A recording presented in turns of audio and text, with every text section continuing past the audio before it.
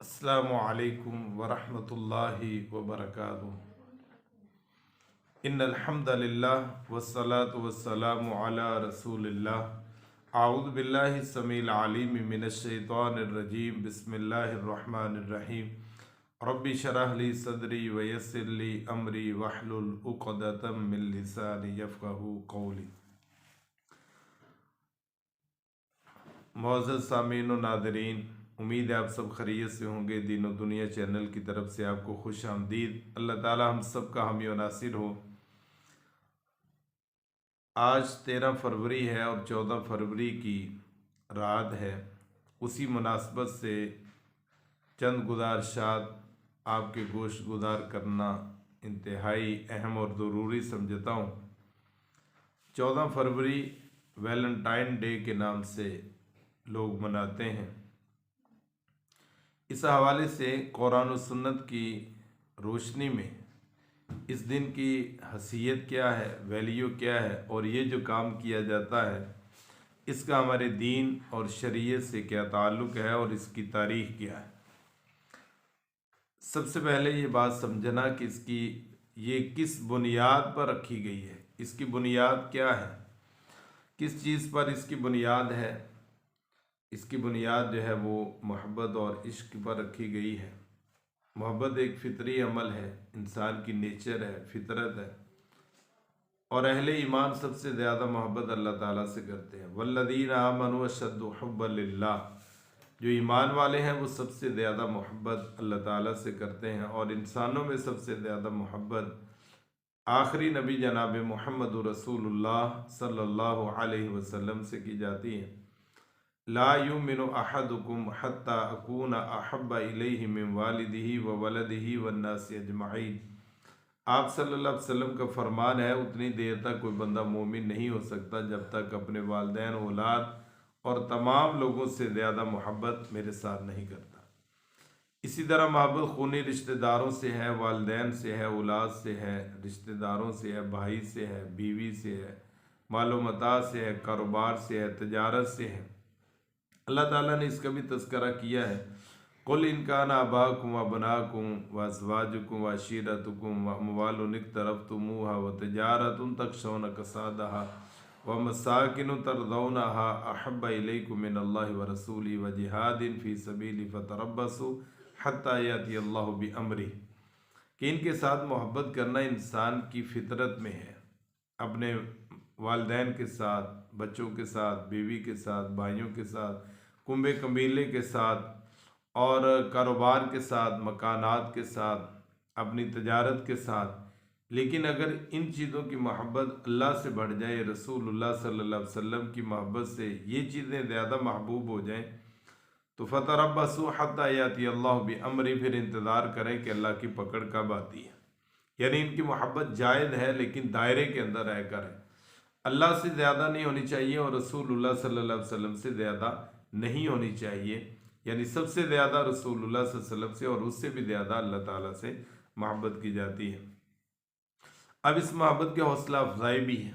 रसूलुल्लाह सल्लल्लाहु अलैहि वसल्लम से ख़ुद सवाल किया गया कि आपको सबसे ज़्यादा मोहब्बत किससे है, तो आपने फरमाया मुझे मेरी बीवी हज़रत आयशा रज़ी अल्लाह ताला अन्हा से है।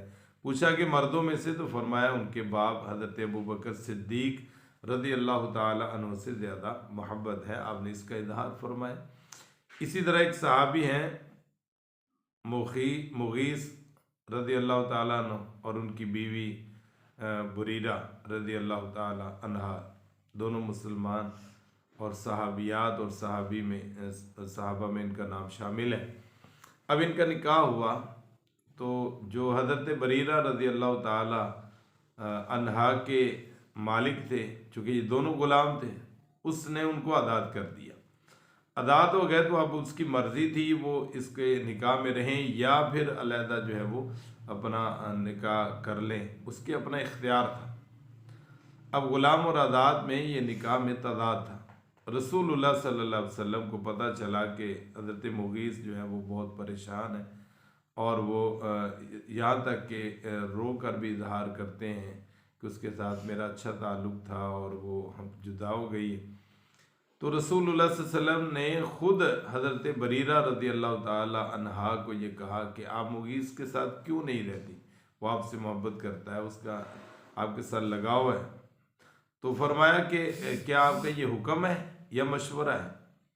अगर मशवरा है तो फिर तो मैं इस पे बात कर लेती हूँ, अगर हुक्म है तो फिर तो कोई और सूरत है ही नहीं। फरमाया नहीं, मैं हुक्म तो नहीं देता, क्योंकि आप आज़ाद हो गई हैं, वो गुलाम है, अब आपकी मर्जी है।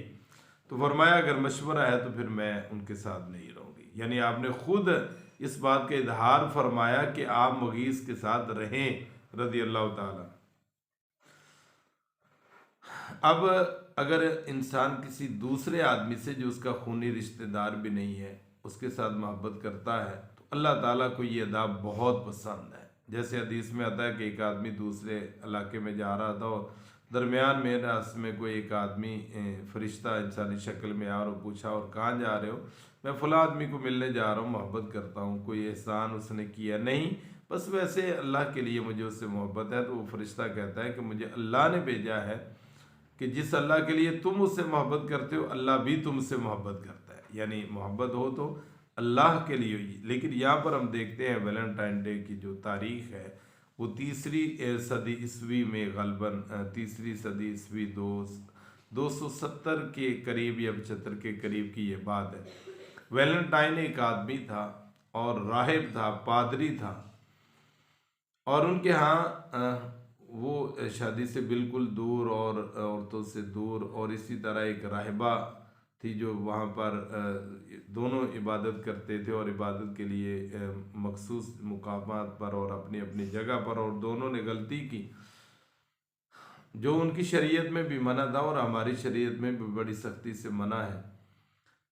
उसकी वजह से दोनों को सज़ा मिली। उसको जब सज़ा मिली तो उसकी याद में फिर ये दिन मनाया जाता है कि उसने मोहब्बत की बुनियाद पर जान दे दी है, तो लिहाजा उसे शहीद मोहब्बत कहा जाता है और उस आशिकों का ये त्यौहार मनाया जाता है जो इस्लाम में जायज़ नहीं है।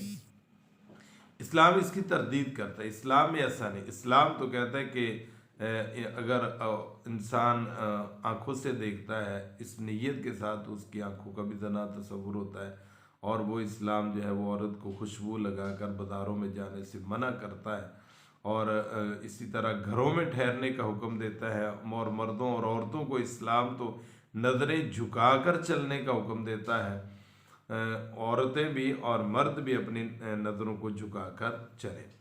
तो ये उनका त्यौहार है ईसाइयों का, और रूम के अंदर इसकी इब्तदा हुई और ये इसकी शक्ल फिर तब्दील होती 17वीं ईस्वी में, फिर कुछ और तब्दील हुई, फिर शादी के फिर इंतखाब कि 14 फरवरी को जो है वो कुरानदादी की जाती, मेरी उसके साथ शादी ठीक होगी कि नहीं। तो आहिस्ता आहिस्ता आज के दिन में ये 20वीं 21वीं सदी में अजीब सा माहौल बन चुका है, और ये अफसोस की बात है ज़्यादा एजुकेटेड तबका इसके साथ मुंसलिक है। कॉलेज़ के अंदर, यूनिवर्सिटीज़ के अंदर ये ज़्यादा माहौल है। तो इसके बारे में इस्लाम क्या कहता है? चूँकि ये मुसलमानों का त्यौहार नहीं है, गैर मुस्लिम का है, और इसकी बुनियाद जो है वो इंतहाई शर्मनाक बात पर है। तो रसूलुल्लाह सल्लल्लाहु अलैहि वसल्लम का फरमान है, मन तशब्बह बिकौमिन फहुव मिन्हुम। तो जो किसी कौम की मुशावत करता है उसका शुमार भी उन्हीं के साथ होता है।